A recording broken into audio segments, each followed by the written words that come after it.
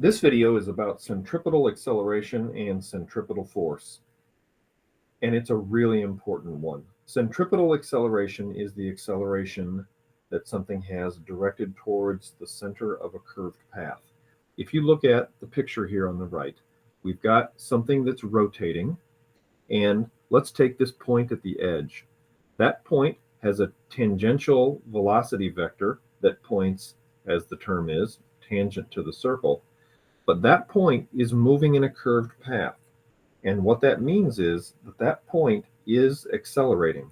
And the acceleration that he has directed towards the center is called the centripetal acceleration.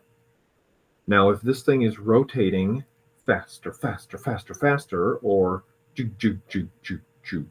slower, slower, slower, then there's also going to be a tangential acceleration component, which is tangent to the circle. This one is a maybe. We might have that. If the thing is moving at a constant rate, then no. If it's moving faster, faster, faster, or slower, slower, slower, then yes. But this centripetal acceleration, and this is why it's so important, is an always. There is always a centripetal acceleration. You only have a tangential acceleration if the thing is rotating faster, faster, or slower, slower, slower.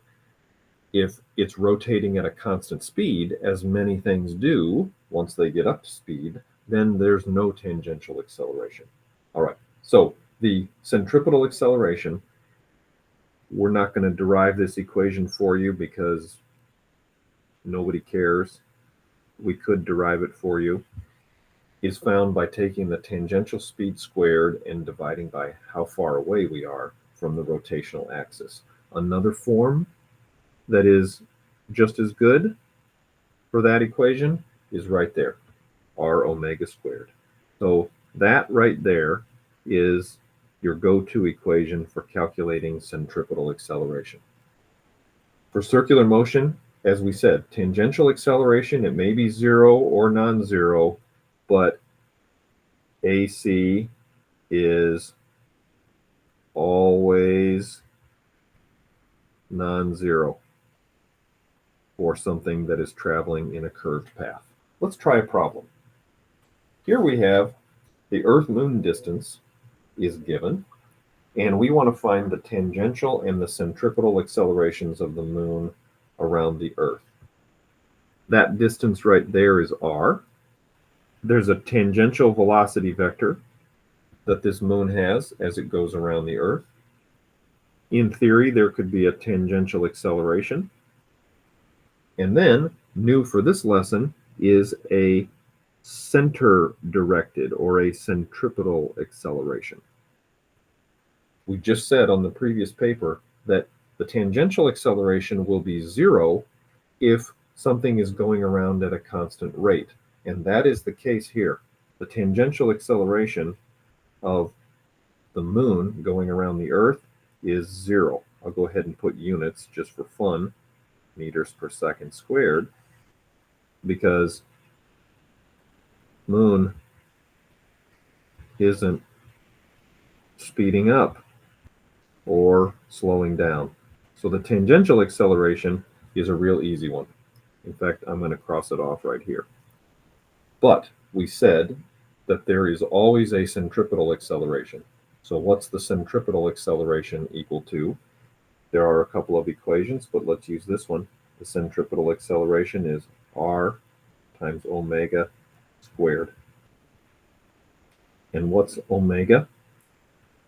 Omega is angular displacement divided by time. Now, do we know that for the moon? Let's put in the value of r, 3.84 times 10 to the 8th. I'll leave the units off for the moment. Angular displacement is 2 pi radians. And what's the time that it takes the moon to go around? Well, it's roughly, isn't it, 30 days. Whoops, and that quantity has to be squared. I almost forgot that. There's an omega squared there. Boop. Here we go. So here we have meters per day squared. Well, I don't want meters per day squared. So this quantity right here, 30 days, I've figured it out for you. If you change it into seconds, it's 2,592,000 seconds. So if you take 3.84 times 10 to the 8th, then calculate this thing and square it and multiply those out, what you get for the centripetal acceleration of the moon is 2.26 times 10 to the negative third meters per second squared, and the direction of that acceleration is toward the Earth. Now, you might be a little bit scared to hear that the moon is accelerating directly towards the center of the Earth, but it is. The good news is the moon is traveling fast enough sideways so that it falls around the Earth and not into it. If the moon had zero tangential speed, let me go back to this picture at the top. Because VT is big enough, the moon falls around the Earth. If VT were zero and the moon were accelerating towards the Earth, in pretty short order, we would be in big trouble. What's the net acceleration of the moon? Well, the net acceleration is going to be the Pythagorization of the tangential and the centripetal accelerations. These two are perpendicular components of the net acceleration.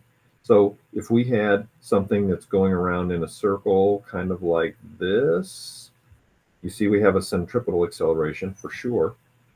But for the moon, there's no tangential acceleration. Certain things that are rotating faster, faster, faster, faster will have a tangential acceleration, and those bits will also have a centripetal acceleration. And if you wanted to find the net acceleration, you would Pythagorize those. You would add them like any two perpendicular vectors, Pythagorizing them. However, since the moon doesn't have a tangential acceleration, it only has a centripetal acceleration, the net acceleration of the moon is only that centripetal component, which is 2.26 times 10 to the negative third meters per second squared. And once again, the direction that the moon is accelerating is right towards the center of the Earth. What's the tangential speed of the moon around the Earth? We said that it's only because of the sufficient tangential speed that the moon doesn't crash into the Earth. What's tangential speed? VT. One equation that we wrote down here at the beginning of this lesson was that the centripetal acceleration is equal to VT squared divided by R. Well, we just figured out what the centripetal acceleration was. So the tangential speed looks to me like it's the centripetal acceleration multiplied by R. Take the square root. That look good to you? 2.26 times 10 to the third meters per second squared. We're going to multiply by R, which is 3.84 times 10 to the 8th meters.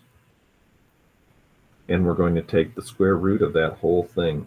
You check it out, but when I typed it in, I got 932 meters per second. That's how fast the moon is moving sideways, which is just the perfect speed to keep it going around the Earth and not crash into it. Last thing, with what force does Earth pull on the moon? And incidentally, by Newton's third law, the moon pulls on the Earth with this exact same force. All right, obviously it is the force of gravity, but we want to know how much that is. And the way we do that is a centripetal acceleration is caused by a centripetal force.